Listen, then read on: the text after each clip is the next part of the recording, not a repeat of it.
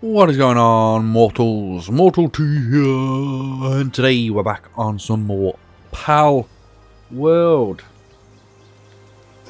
a game that has gone viral to about 19 million players so far, probably more by this video. But today, I am here to talk to you mortals about dungeons. Now, if you're new, you might not know what dungeons are. But dungeons are those things there, right in front of me, that black hole that you can see. That is what is called a dungeon on this game. So they're kind of like caves, and they have certain things in them. They have like cave kind of creatures. They also have some kind of alpha or mini boss in them. They have loot and they have resources in them. These are located throughout the entire map. So I'm pretty sure there's like over 100 or odd of them. 180 maybe. There's a lot of them anyway. And they are kind of level based. And I mean kind of because there's no like guarantee which level you're basically going to get. So if we look on the map, basically every starter point that you get to spawn in at, which is like the beginner islands, every dungeon that kind of surrounds that in a radius is going to be like your lower level dungeons. Anything beyond that point, so when you come to like the middle of the map, or the massive ice biome, or the desert biome, or the volcanic biome, the caves there are going to be a lot harder, but they're also going to be more rewarding. So keep that in mind.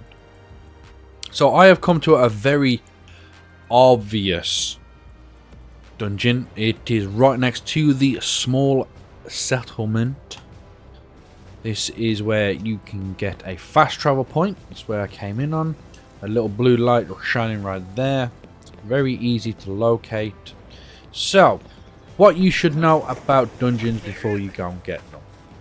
So, every dungeon is on a timer. As you can see, it says we got just over 9.5 minutes for this to refresh or completely go away.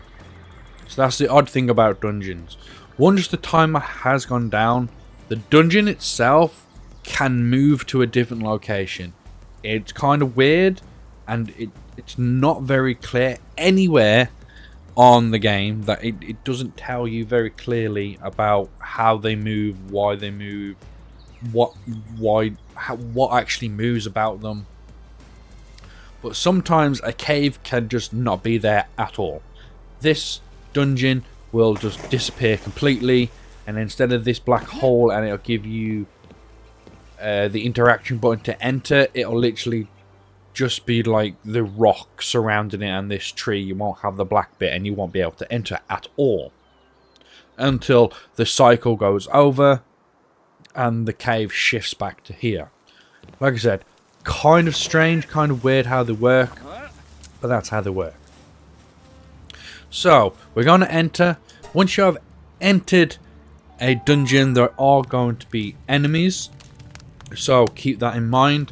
Sometimes there are these guys right here, the syndicate thugs, that you will have to kill and keep an eye out for. So, make sure you do. So, it's best to have like your pal on you out just in case. Other times, they can just be cave pals, so they can vary. There's only one pal that you can only get in the cave, and that's like the Killamari pal. It's the only pal that will ever spawn in the dungeon itself. You can't get it outside the dungeon, so if you want one of them, you have to come in a dungeon itself. So when you first enter a dungeon, apart from the thugs that might greet you, there are resource nodes that are pretty hard to get anywhere else, so I would recommend them. You can kind of farm these dungeons. So the resources that you can get in here is obviously you can get a massive metal node, very, very nice, or ore node. You can get loads of ore and smelt it into ingots. You can also get this node, which is a sulfur node, which sometimes you can get in deserts, but most of the time you'll get near the volcanic areas of the map. So that means you're going to have to travel out there, and you're going to need your cold weather gear or hot weather gear to keep you nice and cool while you're in those areas, just so you can harvest the sulfur nodes. Sulfur is obviously good for making gunpowder. Also, in dungeons, you can get this, which is coal, which is also another resource that is, it's not hard to get, but it is located in a certain area of this map, usually in the desert areas. You can get a bunch of coal, but yet again, they spawn in dungeons. You can get maybe 2-3 nodes of coal in dungeons, so it's really nice that you can just come and farm a bunch of this. And you can also get palladium fragments. They come in giant ores, which is really, really nice. You can't see one. There's actually not one spawned in start off. So basically what I mean, you usually get like the small nodes of palladium, and you harvest them and you get about 10. But no, these palladium things come in about this size of a rock, and you can just harvest them. So I'm going to do a quick one through, try and find one for you while we go over facts of dungeons. So like I said in the beginning, every dungeon has some kind of alpha or boss to defeat. This is just a big version of a pal that you can get out in the world. It's nothing spectacular. They are bigger, and so they can be kind of nice. This is what I was on about. This is the massive node that you can harvest to get a bunch of the palladium fragments. Like I said, these are really, really big, and they contain a lot more than the little nodes. So dungeons are a really good place to come and harvest a bunch of different materials. So you got your ore, you got your coal, you got your sulfur, and you got palladium. Very, very nice to come and farm in one of these. You can just put a chest outside the dungeon, literally just outside, and you can just ferry your materials in and out and just store them right in the box and then carry them to your base. Also, every dungeon has chests exactly like the one I just opened. There are at least 2 guaranteed chests that you can open at the end of the dungeon. Now you're thinking, an end of the dungeon? Well, technically in this one there is an actual end to the dungeons. So I mentioned beforehand, these alphas or bosses, once you have defeated those, you will unlock an area that leads you to 2 of those purple chests, and then a giant crystal that gives you the ability just to exit the dungeon straight away. But I would advise you do not hit that crystal.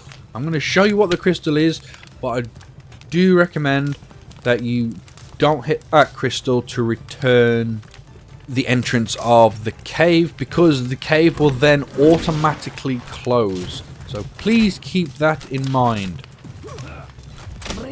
Once you have completed the dungeon and you exit via that crystal, the cave will automatically close, and then you have to wait a significant amount of time for the cave to reopen. So the 2 guaranteed chests, like I said, at the end of the cave after you defeat the alpha or mini boss. But if you explore every dungeon, you can get your hands on 2 additional chests as well, as you've seen from the 2 I have already gotten. And here is the Killamari. So these are the only powers that you can get in dungeons. The only powers you can get in dungeons. And they go flying off. So it's up to you if you really want to capture them, kill them. They don't really give you anything.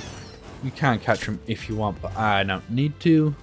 So dungeon layouts are similar and different all at the same time. Yes, it's hard to explain. Sometimes the caves can seem very familiar in their layout, but sometimes they are like completely different and they can throw you completely off. So if you do get lost in a dungeon, don't worry. All the things usually do come to a dead end. It's literally just up to you to find the exit. So here we are. This is like the mini boss or alpha, so to speak, at the end of the dungeon. Now, that is like the boss. As you can see up there, it gives you its level and a massive health bar. But I am going to show you back here. This is what you really want to get to, but it is blocked off. You can see the 2 purple chests that I was on about, and then the giant crystal that lets you leave the dungeon, and it completely locks it off. Now these alphas or mini bosses can vary, but if you do not like the boss that you have gotten, the little trick is go back on yourself. Go back like 2 rooms and then come back and the boss should change. So here we go. I am now running back, and as you can see, the boss has changed. We have now got a Tansy. So the Tansy isn't particularly that big, but it's still a boss.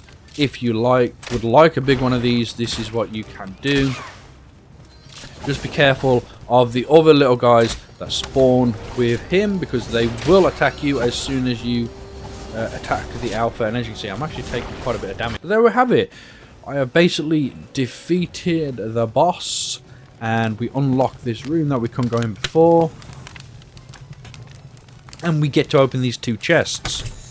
So we actually got a heat resistant pelt armor somatic, and we got a ruby, and from here we got a ruby and a high grade technical manual. So this is the crystal that I was on about. Giant, I don't know, see-through crystal kind of thing. But once you walk up to it, you get the prompt to leave dungeon. Now, like I said, if you leave this way, it will close the dungeon down, and you have to wait a while for this one to respawn or come back to this location. But if you exit the way you came in, you can keep going in and out of this dungeon, even though you have already killed the alpha off. So I am just going to leave, and I'm going to show you what the dungeons look like once you have completed it and you exit through that crystal. So now we look back, and as you can see, the dungeon is no longer there. There's no longer a massive black hole or portal that you can go in. And even if you walk up to it, you will not get a prompt. You will not get any information at all about the dungeon that you've just been in. It doesn't give you a timer for when it respawns or nothing. So you have to keep coming back and just checking if it has or not. So mortals, that is the information that I have for you. I hope you found it helpful, and I hope you enjoyed, and I'll hopefully see you in the next video.